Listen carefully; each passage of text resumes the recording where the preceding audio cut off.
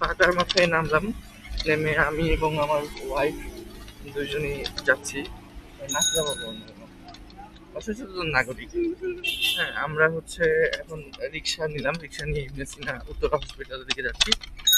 আর আমরা পায়ে চালানো রিক্সা নিয়েছি, কারণ ঢাকা শহরে ব্যাটারি চালিত রিক্সার অভাব নেই। আর এই ব্যাটারি চালিত রিক্সাগুলো হচ্ছে দুর্ঘটনার অন্যতম একটা কারণ। তো এই রিক্সাগুলো চালায়ও খুব রেকলেস ভাবে, এবং তারা যে ভাড়াটা চায় সে ভাড়াটাও আসলে অন্যায় ভাড়া।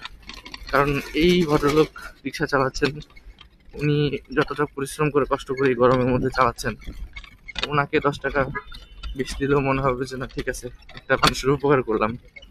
কিন্তু ব্যাটারিওয়ালারা চালাবে তো উল্টো পাল্টাই, কোনো নিয়ন্ত্রণ নাই, যে কোনো মুহূর্তে অ্যাক্সিডেন্ট হতে পারে। তাদের ইভেন রিক্সার সাথে প্যাডেলের যে সংযোগ সেটাও নাই, চেইন নাই,